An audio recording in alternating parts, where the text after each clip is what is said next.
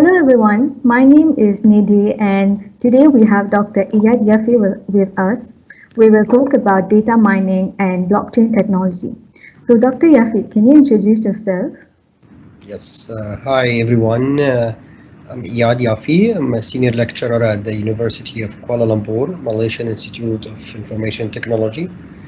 Uh, I'm a PhD in computer science with a specialization in data mining. And my research work focuses on human-computer interactions, information retrieval, data mining techniques, and information and communication technologies for development. And beside that, I do a lot of work also on artificial intelligence, blockchain technologies, etc. So all sort of new technologies that we hear of. That's in brief. Alright, thank you so much. So we'll start a little bit with data mining. With the lockdown during the coronavirus pandemic, companies globally have witnessed a paradigm shift in consumer behavior patterns. So, what are your observations based on the technologies used to analyze this change in consumer data? Yes, the ongoing pandemic, COVID-19 pandemic, has put our life to a standstill. So we have seen the impact of the pandemic is quite long. Uh, Everybody has expected that the pandemic would not go beyond 2020, and unfortunately, we are now in the 2021, and the pandemic doesn't seem to be going soon. We are quite businesses and individuals and clients are quite optimistic with the news coming out about the vaccinations. However, it seems it's still a long way before everyone is really vaccinated and the pandemic is put to an end. As you said, the shift in consumer behavior was quite severe. It's one of the rare moments and rare stages in human history where we see that really the shift was quite, first of all, severe and also lasting quite long. So we've seen, first of all, the the extensive use of technologies in our human lives. So we've seen when it comes to ICTs, people have started to see the need of having multiple devices at their home, especially those with families. So they realize that every member of the family uh, is required to be connected to the internet in whatsoever forms is. So we've seen increase of sales in mobile phones, iPads, and laptops as well. Um, and in addition to that, it's not only hardware; it was also software. So we've seen, unexpected increase of sales in online softwares meetings like such as Zoom, Microsoft Teams, Google Meets, etc. Even Zoom themselves, they never expected to have this kind of sudden increase of sales that they have seen last year. So this is about technologies in brief, but in general, we have seen also the change in consumer behavior where people found out themselves being locked down at homes, and then they saw also the need to use the internet in order to order everything from A to Z. People were reluctant to go outside of their homes unless it was really needed to be outside. This is for the fear of getting infected with the virus, and of course for also the easiness and efficiency of receiving their orders at home. So the change that we have seen also in the supply chain management, where we've seen some businesses closing down because individuals, consumers were not in a position to go to visit stores. And we've seen at the other side of the story increase in supply chain of online businesses such as the local software that we use here, Lazada, Shopee, Amazon, etc. So this is the interesting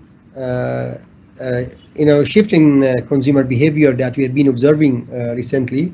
Um, so I think the big question would be is what challenges that the supply chain management and consumer behaviors is seeing in future. So are we going to have the same trend of, like, let's say, trend of increasing the home businesses where manufacturers are manufacturing home products at home, selling everything online, or things will go back to normal once the pandemic is over? So in my opinion, I would say that there will be the impact of COVID-19 on the supply chain management and consumer behavior. Some of the impact would remain, but also some of its impact might just get away once we go to normal life soon, inshallah. Okay, that was very insightful.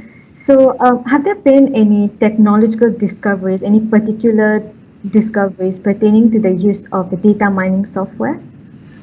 Yes, that's very interesting questions. I think this is also my personal observation. In the last 5 to 10 years, we have started seeing that IT specializations or people with computer science and information technology degree were having kind of difficulties finding jobs in the last 5 years, because people were moving to the perception that IT is becoming basic skills, and even if you don't study IT, you can still be equipped and you can have the knowledge, basic knowledge, that you can run any software or you can really work on any topic. However, what we have seen last year, where most businesses were affected, job trenches were like happening in different sectors. There was a sudden increase in demand of IT, graduates, especially those with artificial intelligence and data mining specializations. So what I've seen also being a professor at the university, that there was also demand for IT professors, and also at companies. I've also seen there are studies that says there was almost 50 to 70% increase in the demand of IT graduates at companies. So talking about artificial intelligence and data mining, while outbreak analysis was quite an old topic, so it came back to the surface, and then also most governments and countries have realized also the importance of healthcare sector as well. And out of sudden, people have left politics aside, left talking about any other sectors, and they suddenly realize that they have not been investing much on healthcare sector. And also we have seen surge in demands of doctors, medical doctors, nurses, etc. So I think 2020 was an interesting year. So we've seen domains that were dying, getting into the picture in 2020, and also vice versa. Some domains which was like really flourishing, so now it's put on hold for some time.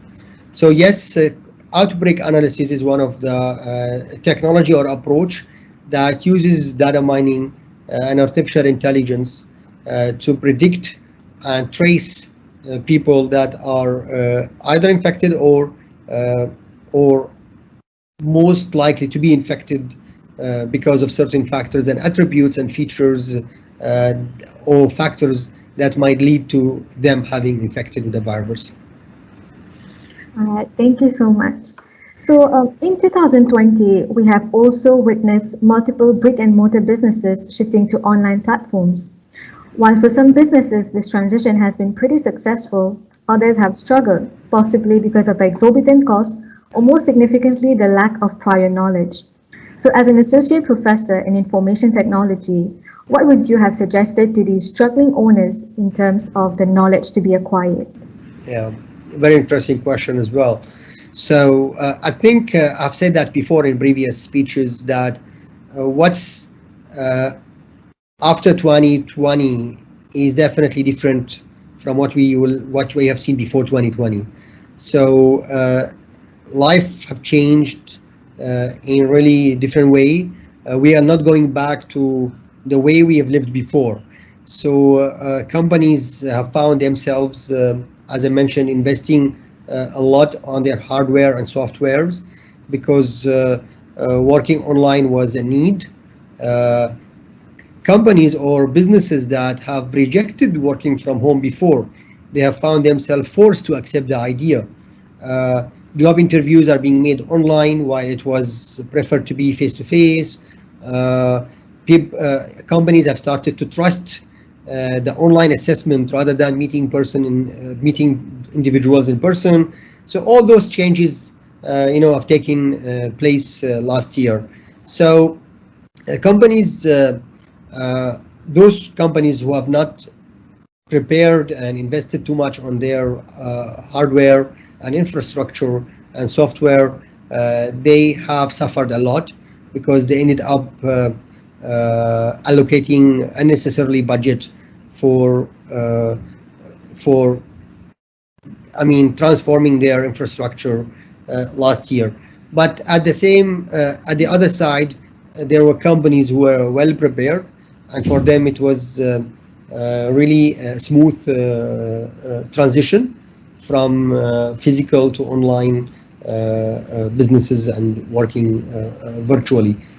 So this is what we have seen last year. So my advice would be to companies is that yes, we are not going back to the way we have worked before, definitely.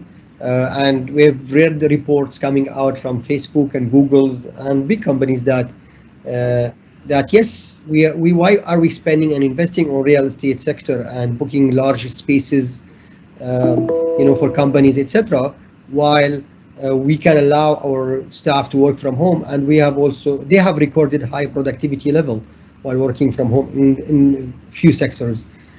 So yeah, I think there'll be also paradigm shift in real estate sector in future as well, where there will be a focus on home.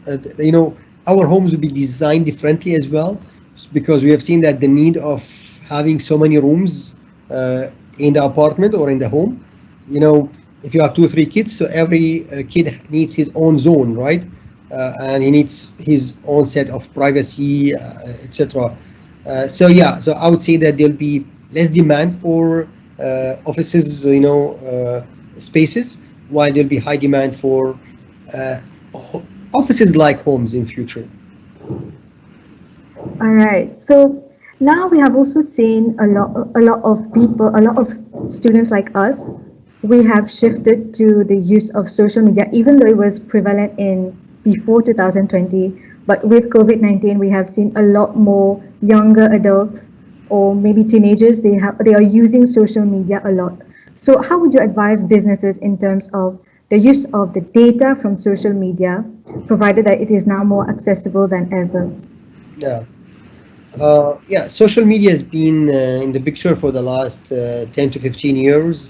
Uh, so Facebook is one of the richest company in the world, while they own nothing. So they have nothing but data, So their value comes from the number of users that they have. So same applies to other platforms such as WhatsApp, when it was really purchased by Facebook for nothing but also for the sake of the subscribers and number of users that they have. So same applies to other software, companies such as, or social media platforms such as Twitter, Instagram, and so on. And then we have also to consider and take into account the new generation's mentality. I'm a 40 years old. Definitely, if you compare my thinking and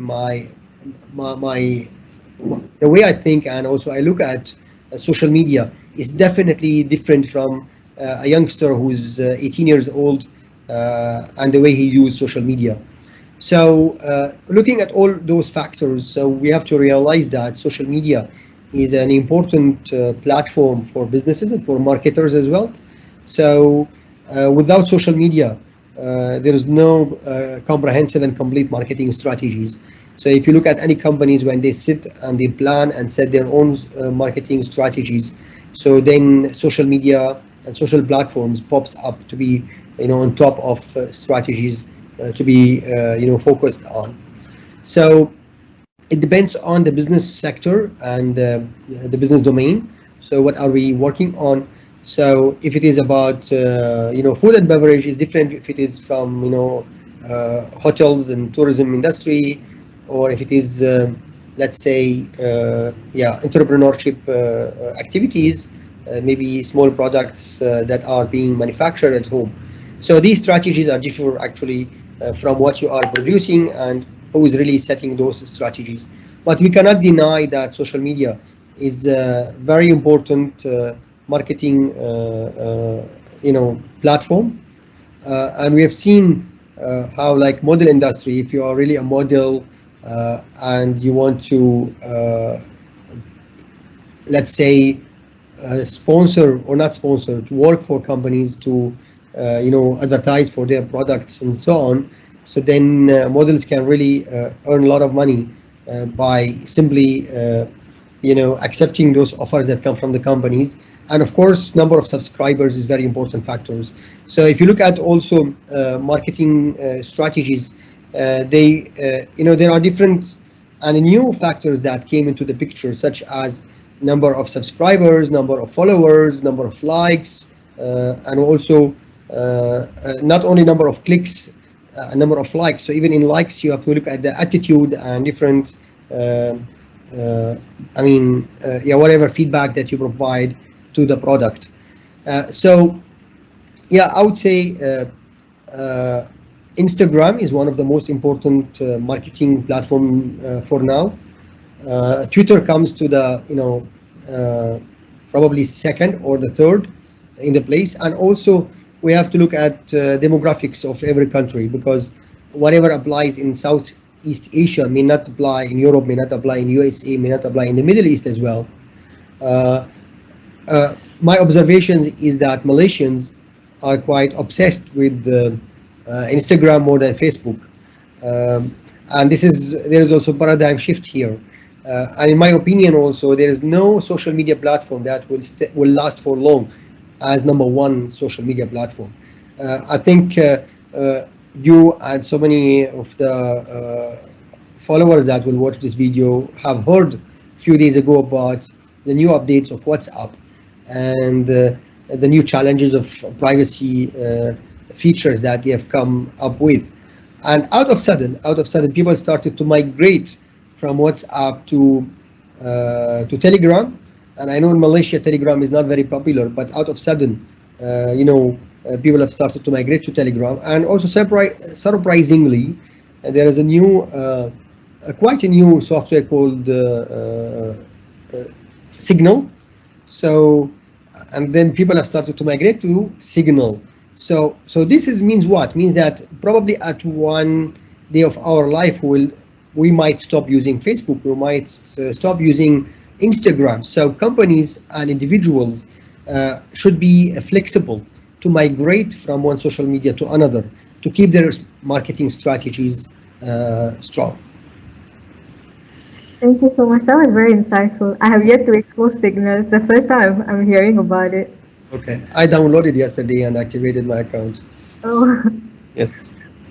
Okay, so moving on, we have multiple articles online talking about how information and communication technologies can contribute to the 17 Sustainable Development Goals of the United Nations.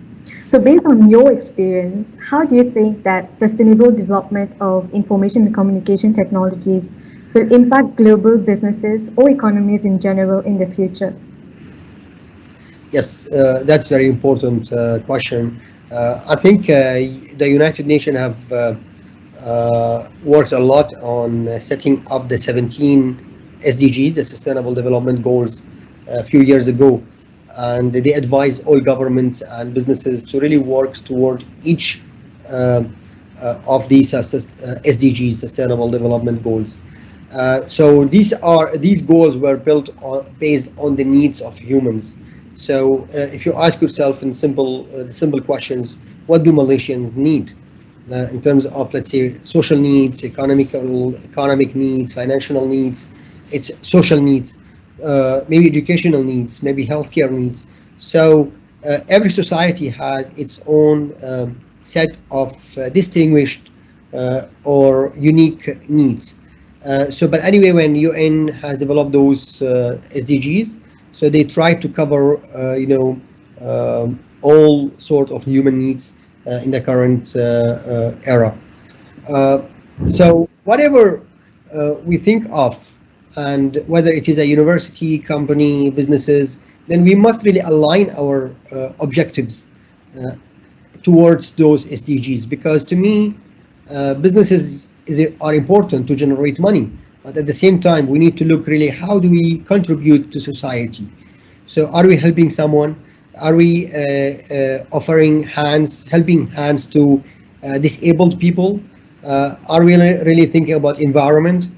Are we thinking about how we improve healthcare, sectors in the society? So we need to really think about that. And this is now a new. It's not really new, but it's a trend now in businesses where every company, decide how they want to contribute and pay back to the society. So some companies really think about green technologies, and they want to be environment friendly, businesses, where they want to reduce their CO2 emissions, or maybe they want to, reduce the amount of trees that's being cut in Malaysia, how to clean rivers, etc. So this is becoming a trend. Every company decides how they want to contribute and pay back to the society. This is quite interesting because, as I told you, businesses should really think how we can contribute to the society.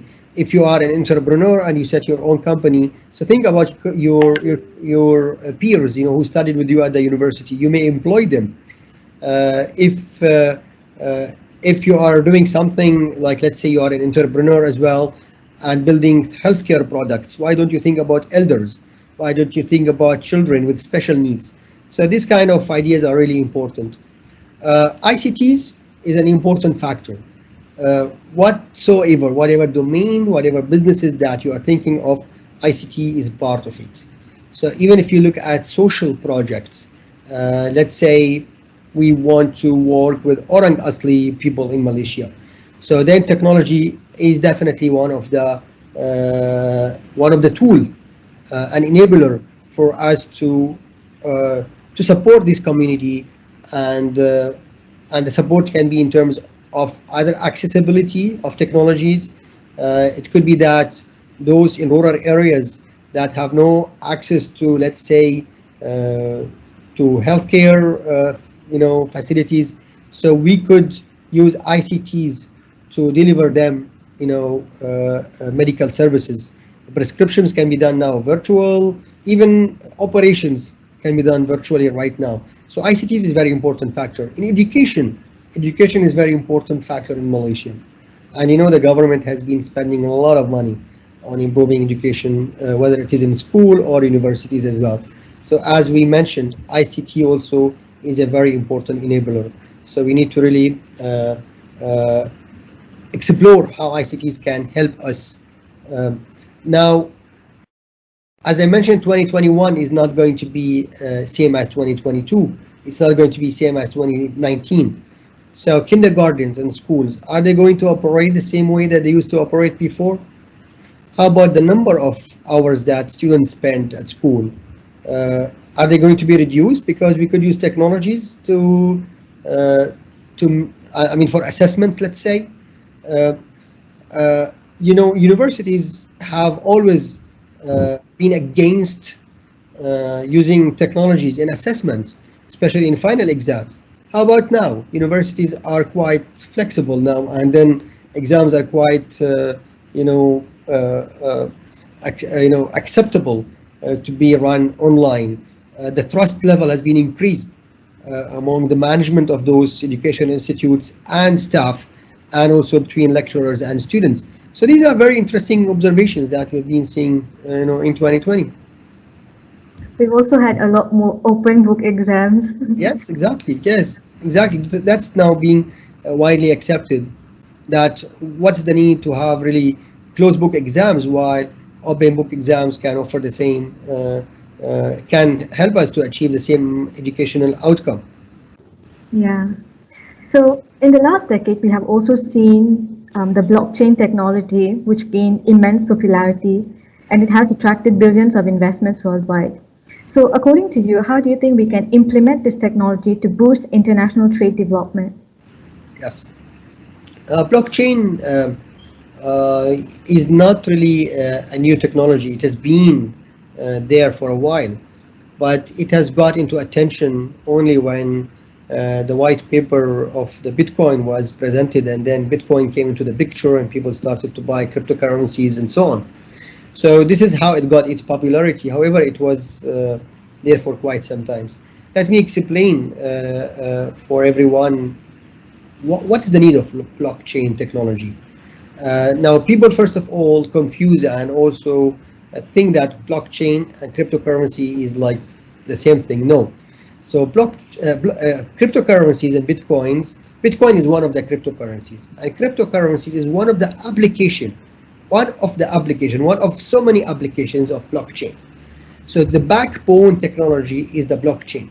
So now why and what was the need of blockchain? Blockchain was definitely needed because to answer, the centralization that we had when it comes to the processing and storing of our data. What do I mean by our data? Everything that around us, whether it is our personal data, whether it is our financial data, whether it is health data, our purchase data, all sorts of data that is being collected about us, it's being stored at one place, at servers. And those servers are manipulated by large companies. No need to mention, like, I mean, everybody knows Facebook. Anyway, our social media data are being stored by those companies, such as Facebook, that owns now WhatsApp, Twitter, that's owned by other companies. So our data is being really collected by giant companies. We call them Giga. So this centralization is becoming a problem for humanity. So why would we allow our data to be controlled by only few players? Then the blockchain technology came to the pictures to really break that centralization. And then there was a need of decentralization. Means that we don't have to really, let's say if I want, if you want to transfer an amount from Malaysia, let's say from your bank account, say IMB or Maybank or OCBC Bank or any bank here in Malaysia, you want to transfer the money to somewhere else in Europe. So then that money has to go through an intermediate bank, and normally that bank is in the USA. So there's kind of centralization here. Now, blockchain technology offer this decentralization, one-to-one direct contact. So it means that if I want to transfer money from me to you, then I can use the wallet. I don't have to go through a third party. So direct transactions can be done. So this is how we really solve the issue of decentralization, the centralization by offering decentralization solutions. Now, the other feature of blockchain, beside the decentralization, is transparency. So we need everything to be transparent. So what do I mean by transparency? Means that nothing can be deleted in blockchain. So that's why if you look at the application of blockchain, is mainly used in supply chain management. It's a very interesting example of blockchain technology. What do I mean by that? Means that blockchain can be used to record the journey of the product from the manufacturing, or even before the manufacturing, maybe from the raw materials. If we're talking about agricultural industry, from the time that you purchase the seeds, from the seed until it is planted, until it is becoming a product, and all the way to the consumer. So now, if we record that into a blockchain, then there's, there is what we are getting, what incentives we are getting. First of all, transparency, that we know that the information on that particular product is definitely genuine. Because what do I mean by genuine as well? Because in blockchain, data cannot be deleted. You cannot delete the data. So it means that if the product was manufactured on 1st January 2021, that information cannot be deleted at all, and it will remain forever. So these kind of features that blockchain provide us So, and that's why we are seeing the application of blockchain now widely used in supply chain management, healthcare sectors, because I need also that decentralization where the access to patients data can be done from anywhere, from a clinic, from a hospital, and probably from another country as well.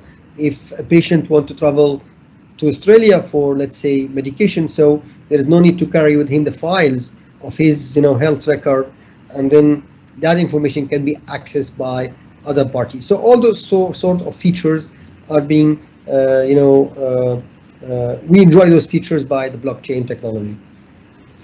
I think we can have one special session of blockchain if we want in future, because there is a lot to speak about blockchain. It's very interesting.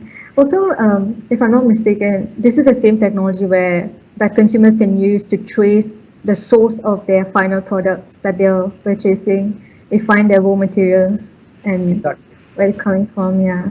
Exactly. So it's like from A to Z, as I mentioned. So even now it's using in fisheries. So there are chips that being, planted in fishes, and then you can study the journey of the fish, how fishes migrate. If you're doing fishing, so what kind of fishes you are more likely to get, and then from the fisheries to the molds to the businesses. So it's B2B and into the consumer as well. So all that journey is being recorded, and you can simply, there are so many solutions now, and then there are barcode that are being developed, so you can simply scan the barcode and you'll get the complete history of the product, from the plantation until the consumer. Yeah, that's very interesting. So, as international business students, some of us are currently entrepreneurs, while others plan to become entrepreneurs after their degree. So, what advice would you give to these students in terms of the implementation of information technology in their upcoming businesses? Very good, and I always love to answer that question. Um, I think we live in the era of entrepreneurs. There is one saying that, if, why would you work 8 hours for someone while you could work for 4 hours and achieve more than what you could achieve in an 8 hours? So I always encourage people to start their own businesses and be an entrepreneur. Now, saying that is easy, but really achieving that is not so simple. So what do you need as a graduate, international businesses graduates? What do you need? So beside the knowledge that you have attained in your college, what do you need, and which is also I consider more important than knowledge, you need skills, the set of skills. So the skills are so important. So now I would say in entrepreneurships, what do you need? You need the communication skills. Communication skills are so important. If you can communicate effectively, then you are more likely to start a successful business on your own. The other skill which is so important, the leadership. So we need to train ourselves how to be leaders, because at the end you want to be leading your business, right? So you're not working for someone, it means that you are managing and leading your business. So you need to learn the basics of project management and leadership skills. So without having those project management skills and leadership skills, then you won't be able to really be a successful entrepreneur. And besides that, also financial skills, that's so important as well. So you need also basic financial skills.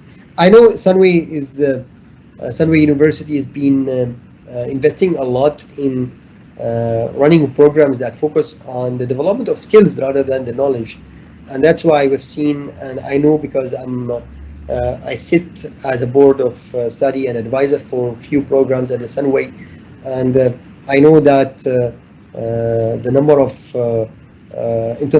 graduate entrepreneurs is quite high at the Sunway. So this is an evidence that yes, the kind of programs that you are enrolling to, and also the skills that you are learning, is the right skills for you to be a successful entrepreneur. And then when it comes to ICT, yes, as I mentioned, so you cannot run away from the use of ICT. So you need to study and investigate and assess how ICTs can really help you to either set up your business or to boost your businesses. So what I meant by that, it could be marketing, it could be sales, it could be any other domain. So think about that, study very well. ICD is an important tool now, and normally it's the most important tool for any entrepreneur. The second advice I would give to entrepreneurs is be international. Do not think about local markets only. So Malaysia is not so big country. Is a moderate size, and with a population of almost 30 millions. You can't compare an entrepreneur in Malaysia with an entrepreneur in India with a population of 1.1 billion, right? So that's why you need to expand your market. Let's say Malaysians can easily expand to Indonesia, easily. Why I'm saying easily? Because of cultural, similarities, languages, etc. So if you are, let's say, coming up with a hijab, product, so you could expand your market to Singapore, to Indonesia, Singapore, Brunei, and so many countries, in the region. So yeah, think international. Do not think about the local market only. So, and then partnership as well. So try to make and establish partnerships with the other entrepreneurs, because sometimes for an entrepreneur, it's not easy to start. It takes you time to to stand strong, stand strong on your feet when starting a new business. So it always makes sense to really look for partner, look for supporter, incubator could be, that could help you to shorten that initial period of your entrepreneurship. So that's also another way how you could really speed of your entrepreneurship, and also being successful entrepreneurs quickly. Right. So another final question that we have for you, it's a little bit controversial, but with the amount of information that we have online available, do you think for us as students, is it really important for us to go to university to gain a degree, master's, or doctorate? That's a very interesting question, and it has been asked recently quite a lot in different platforms. So I think there are two schools here. One school that still believe that traditional or conventional education will still remain. Universities will stand still, and there will be always a need for students to go to the classroom and sit and complete a particular program, whether it is a 2 years program or 4 years program, and then to interact with the lecturers and have the university experience. And other school says that no, that will be in the past, and the new generation will no more need to be in a traditional and conventional education systems. And it's even if you run a questionnaire and ask them questions, they might tell you, no, I have no time to sit for a classroom for 1 hour. I can utilize my time to do something more productive than sitting in a classroom for 40 minutes or 1 hour or 2 hours. So in my opinion, I would say that to some extent, yes, traditional education will vanish gradually, and this is being supported by the fact that companies now, when they recruit people, they pay less attention to your degree and pay more attention to your skills. So that's why now I'm not really promoting that students not to enroll in the university. No. Still, we need to go to university. We need to enroll. We need to, an engineer still needs an engineering degree. Nobody, the Malaysian Board of Engineers will not certify anyone unless you have an engineering degree. So definitely we still have to go to the university. But in some areas, in some domains, in some, So I would say that in businesses, let's say, do we need an MBA degree now to be a successful project managers? Now, you need to answer this question, not me. I'm not going to answer it. As an IT person, do I need to study 4 years at the university to be a networking engineer? Do you need that? Okay, you answer these questions. There are so many online courses now available online. But instead of waiting 4 years to graduate from the university, you could finish 40 courses in 1 year, and then you can acquire the skills and the knowledge that you may need to do that in 4 years' time. So so every case is exceptional. Every case is unique. So you need to look at your circumstances. Uh, if you are studying in Harvard, people would definitely go to Harvard and say that no, I want to live Harvard experience and I want to listen to Harvard professors and so on. Uh, and then you may spend 4 years in Harvard just for the sake of the experience. But if you want a quick win, so then yes, you could sit for, let's say you want to be a data scientist or data analytics. So do you want to study 4 or 5 years programs? Maybe in 4 years, the software or the language that you learn today would be an outdated in 4 years time. So students might choose to go for online platforms to learn data science in 6 months or 1 year and then enter the job market immediately rather than waiting 4 years to graduate from the university.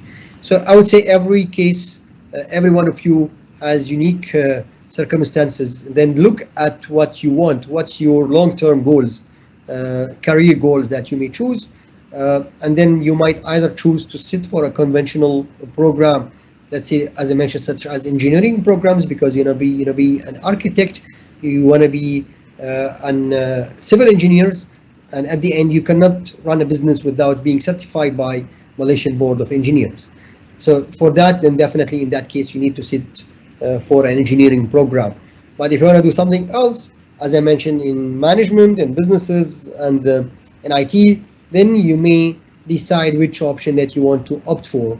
Is it a conventional education systems or an online platform that's widely used now? I hope I've answered your question. Yeah. Thank you so much. Thank you so much for your advice. So that was all the questions that we had for today. I want to be very grateful that you accepted to be here today. Thank you for your time. Okay. Any last words to like Sunway students and Thank you, Nidif. Yeah, thank you so much for this interview. I always enjoy talking to students and alumni as well. And I believe in sharing experiences. So normally, when you speak with someone, so sharing stories would be more impactful than sharing knowledge. So yeah, if I have a last word to tell to everyone, that yes, please uh, uh, keep your knowledge updated. So especially when it comes to ICT, as I mentioned, technology transforms very quickly. So you need to keep up yourself updated, because sometimes a new product can be developed with a new technology that you might come across an article that you could read or information that you heard somewhere, and so on. So then, and also interact with people, as I mentioned, elders. So always it's good to hear stories from others that can be really impactful. And then travel. Traveling also teaches a lot. I know when I traveled first time out of my country to India, and that was my first overseas travel, I learned a lot from the Indian society, and also I ended up being in Malaysia as well, and then I travel across the world. So yeah, I always advise my students in the classroom and anywhere else that traveling really opens doors for you, and so that's my last word to everyone. thank you so much. Thank you, Dr. Eiad. You're welcome. Thank you so much, Midi.